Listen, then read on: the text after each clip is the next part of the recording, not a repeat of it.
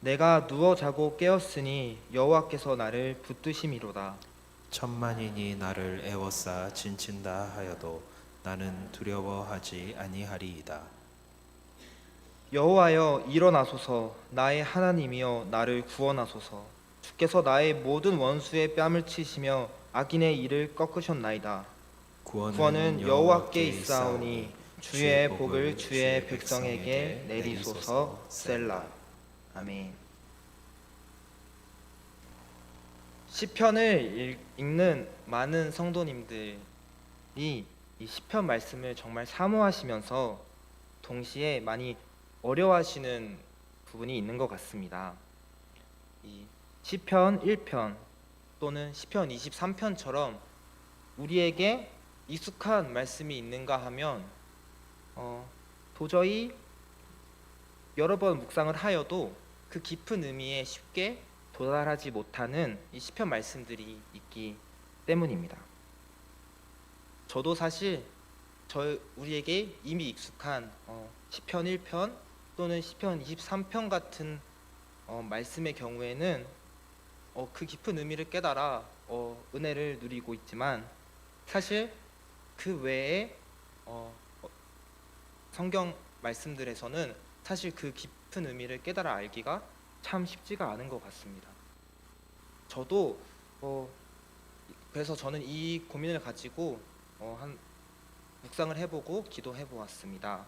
그리고 제 이 고민에 대한 결론은 시편을 시라고 이해하는 것이 지금 당장은 어려우니 일단 먼저 시편을 한 사람의 기도문으로 이해하자였습니다. 실제로 시편은 하나님의 말씀을 사모한 어떤 한 사람의 개인적인 기도가 기록되고 보존되어서 그 사람이 속한 공동체에게 전해지고, 그리고 그 기도가 공동체의 기도로서 공동체의 예배 가운데 사용되어졌습니다. 그리고 오늘날 우리는 이 시편을 만나고 있는 것이죠. 그렇기 때문에 시편은 개인과 공동체의 영성을 만들어주는 공동 기도서입니다. 성령님께서 비추어 주시는 조명을 따라 시편을 읽고 그 의미를 묵상하고 기도하며 삶을 살아갈 때 개인과 공동체의 영성은 성장하게 됩니다. 오늘 함께 시편 말씀을 살펴보는 시간을 통하여 이와 같은 주님의 은혜가 우리 가운데 가득하기를 소망하겠습니다. 오늘 우리가 함께 살펴볼 시편 3편의 말씀 역시 하나님의 말씀을 사모하는 어떤 한 사람의 개인적인 기도로 시작되었습니다. 바로 그 사람은 다윗입니다. 우리는 다윗을 이스라엘의 왕 또는 위대한 용사라는 이미지로 생각하고 있습니다. 그러나 우리가 잊지 말아야 하는 사실은 다윗은 기도의 사람이었다라는 것입니다. 다윗의 인생은 결코 평탄한 인생이 아니었습니다. 그가 목동에서 시작하여 이스라엘의 왕이 되기까지 겪어야 했던 고난과 시련을 우리 모두는 알고 있습니다. 그는 왕이 되기 전 자신을 죽이러 쫓아오는 사울 왕을 피하여 광야로 도망쳐야 했습니다. 그리고 그 과정에서 사랑하는 친구 그리고 가족들을 모두 잃어야 했죠. 누군가에게 다윗에게 왕이 되기 위하여 겪어야 하는 고난을 미리 알려주었다면 그는 선뜻 왕이 되기 위한 그 길을 걸어갈 수 있었을까요? 이처럼 다윗은 수많은 인생의 굴곡을 지나며 왕의 자리에 서게 되었습니다. 그 과정에서 다윗은 결코 기도를 놓지 않았습니다. 슬픈 일이 있을 때에는 자신의 고통과 슬픔을 가지고 기도했고, 기쁜 일이 있을 때에는 감사와 찬송을 드리며 기도하였습니다. 그리고 하나님께서는 언제나 그런 다윗의 인생을 책임져 주셨고 지켜주시고 보호해 주셨습니다. 그의 삶이 결코 항상 평탄하기만 했던 것은 아니지만 평생 동안 그는 하나님께 내 마음에 합한 자로서 하나님과 깊고도 친밀한 관계를 누리며 그분이 주시는, 또 그분만이 주실 수 있는 깊은 평안과 안식을 누리는 귀하고 복된 삶을 살았습니다. 참된 기도의 능력을 맛보며 살았던 것이죠. 시편 3편에서도 다윗은 역시 인생의 고난 속에서 하나님께 기도하고 있습니다. 시편 3편을 보면 이 제목이 쓰여져 있는데요. 그 제목은 바로 다윗이 그의 아들 압살롬을 피할 때 지은 시입니다. 다윗은 가장 사랑하는 가족에게서 배신을 당하고 광야로 도망치고 있습니다. 아주 오래전 사울을 피해 도망쳤던 것처럼 말이죠. 가장 소중하게 여기는 가족이 자신에게 잊을 수 없는 그 상처를 다시금 주고 있는 것입니다. 다윗의 마음은 갈기갈기 찢어지고 있었습니다. 그리고 무엇보다 다윗은 지금 자신에게 벌어지고 있는 이 고난이 이 자신의 죄에 대한 결과라는 사실을 사실 그 누구보다 잘 알고 있었습니다. 압살롬의 반역을 자세하게 기록하고 있는 사무엘하 15장에서 18장까지의 말씀에서 다윗은 광야로 도망치는 와중에 단 한 번도 하나님께 왜? 라는 질문을 하지 않습니다. 그저 이 모든 상황의 주인은 하나님이심을 고백하고 있을 뿐이죠. 자신이 고난받는 건 역시 하나님의 통치 안에 있고 자신을 불쌍히 여겨 구원해 주실 분은 오직 하나님이시다라는 사실만을 고백하고 있습니다. 그리고 다윗은 이 일의 책임을 압살롬에게로 돌리고 있지 않습니다. 다윗은 전투에 나가는 요압 장군에게 전쟁에서 승리하더라도 압살롬을 죽이지 말아 달라고 부탁합니다. 그리고 압살롬이 전투 중에 죽게 되었다는 소식을 들은 후에는 전투의 승리로 기뻐하기보다는 죽은 압살롬을 위하여 슬퍼합니다. 다윗은 압살롬의 죽음이 그 책임이 바로 자기 자신에게 있다고 생각한 것입니다.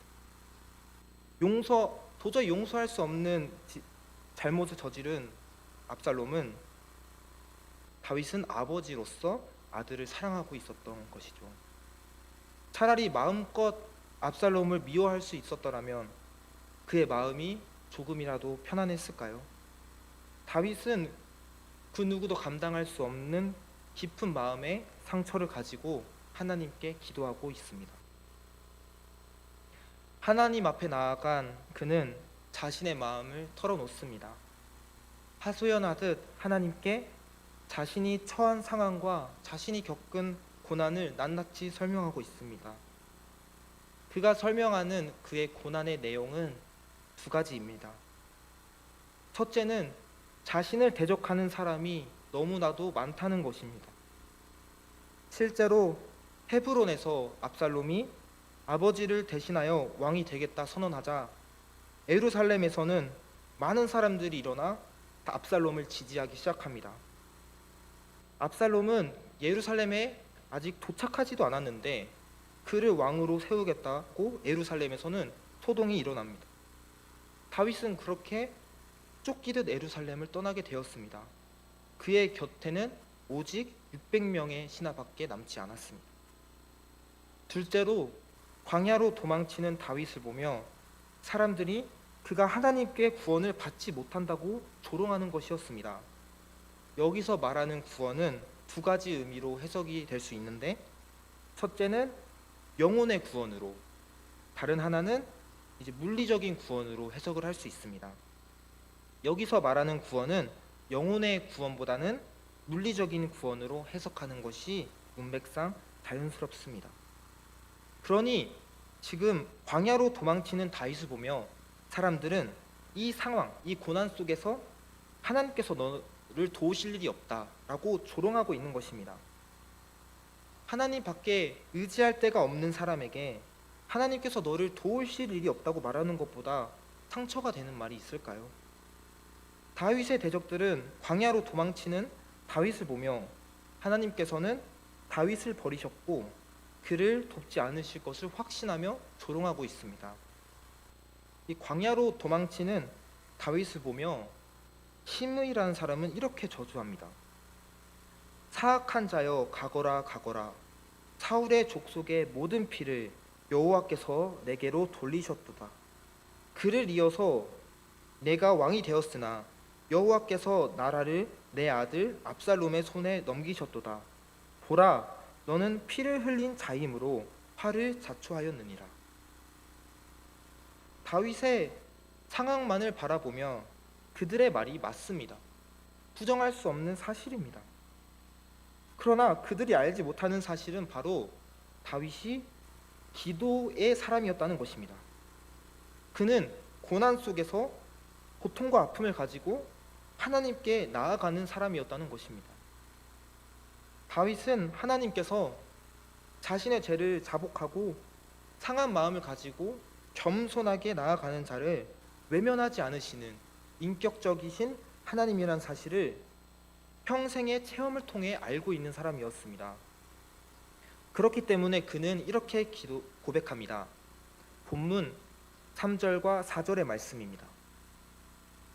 여호와여, 주는 나의 방패시요 나의 영광이시요 나의 머리를 드시는 자이시니이다. 내가 나의 목소리로 여호와께 부르짖으니 그의 성산에서 응답하시는도다. 그리고 세 번역은 이렇게 기록되어 있습니다. 그러나 주님은 나를 에워싸주는 방패, 나의 영광, 나의 머리를 들게 하시는 분이시니 내가 주님을 바라보며 소리 높여 부르짖을 때에 주님께서는 그 거룩한 산에서 응답하여 주십니다. 다윗은 이 자신을 조롱하는 말에 그러나라고 대답하고 있습니다. 그리고 지금까지 자신이 경험한 하나님을 고백하기 시작하죠. 그가 믿는 하나님은 방패처럼 그를 보호해 주셨고 낮은 곳에 처한 그를 높여 주셨으며 원수 앞에서 고개를 들게 해주신 분입니다. 그리고 절망적인 상황에서 부르짖는 자의 소리에 응답하여 주시는 분입니다.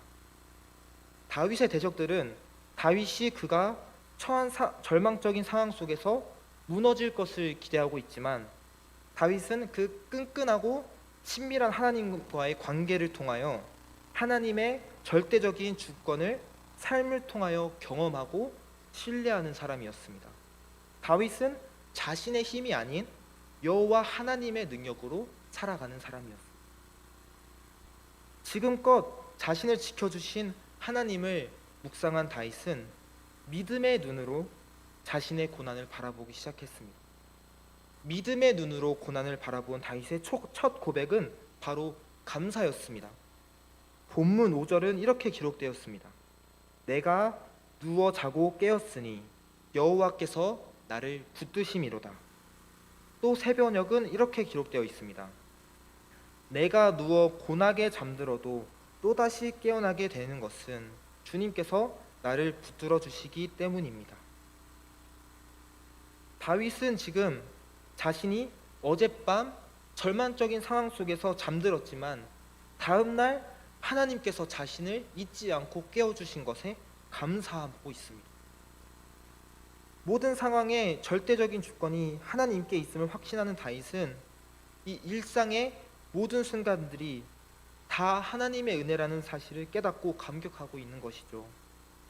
자신을 붙잡아 주시는 하나님의 은혜를 누리며 내게 주어진 모든 상황과 삶 가운데 신실하신 하나님의 뜻과 계획이 있다는 것을 확신하며 감사로 하루를 시작하고 있습니다. 감사로 마음이 가득 차게 된 다윗은 담대히 자신의 절망적인 상황과 마주합니다. 그리고 주님께서 일어나 주실 것을 간구합니다.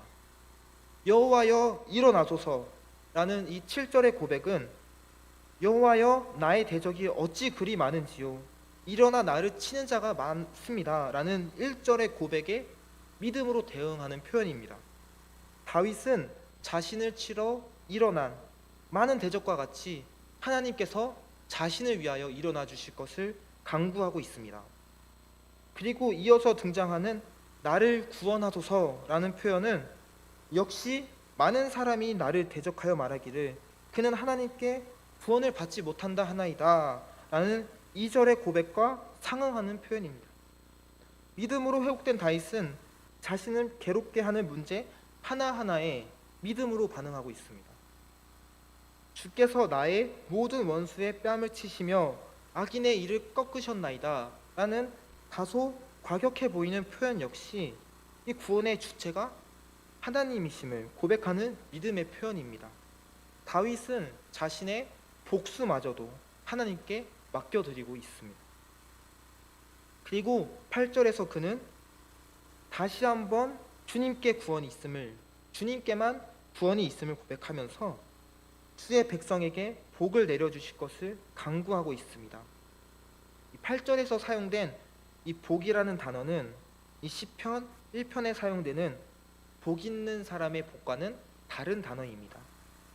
시편 1편은 복을 에시르라는 단어로 이 복된 상태를 가리키는 반면에 8절에서 등장하는 복은 바라크라는 단어로 하나님께 받는 직접적인 호의를 말합니다.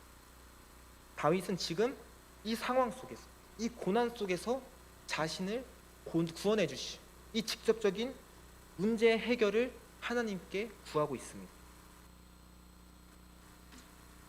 지금까지 우리는 본문의 말씀을 통하여 고난 속에서 다윗이 기도를 통하여 믿음이 회복되어지는 과정을 함께 살펴보았습니다.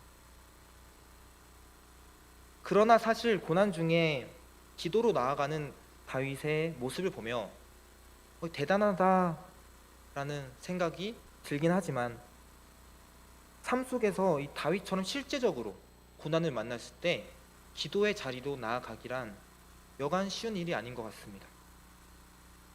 저는 그 이유가 우리가 고난을 받는 이유를 쉽게 납득하고 이해하기 어려워하기 때문이라고 생각합니다. 이 신자인 우리에게 고난이 찾아오면 우리는 먼저 내가 예수님을 믿고 있는데, 내가 주일에 나가서 예배도 드렸는데 왜 나에게 이런 고난이 찾아올까? 라는 갈등이 생기기 마련입니다. 믿음이 고난을 면하게 해주지 않는 것이죠. 그리스도인은 이 비그리스도인들과 똑같이 고난을 겪습니다. 그리고 그리스도인은 이 비그리스도인들과 똑같이 고난 속에서 아파합니다. 그리고 예수님께서도 똑같이 고난을 받으셨습니다. 그리고 똑같이 고난 속에 아파하셨습니다. 십자가를 지시기 전 예수님께서 겟세마네에서 기도하신 내용이 무엇입니까? 아버지, 피할 수 있다면 이 잔을 내게서 거두어 주실 것을 기도하셨습니다. 십자가의 고난은 예수님조차 감당하기 힘들어 하셨던 고난이었습니다. 마가복음에서 예수님께서는 십자가를 지시기 전 제자들에게 나의 마음이 심히 괴로워 죽게 되었다라고 말씀하고 계십니다. 그러나 예수님께서는 고난을 면하게 해달라고 기도하지 않으셨습니다. 아버지, 피할 수 있다면 이 잔을 내게서 거두어 주십시오. 그러나 내 뜻대로 마시고 아버지의 뜻대로 이루어 주실 것을 기도하였습니다. 고난 속에서 자신을 향한 아버지의 뜻이 이루어 주실 것을 간구하셨습니다. 예수님께서 우리에게 가르쳐 주신 믿음은 고난을 면하게 해주는 것이 아니라 고난 속에서 여전히 우리가 하나님의 자녀로 살아가게 하는 힘이라는 것이었습니다. 말씀을 정리하도록 하겠습니다.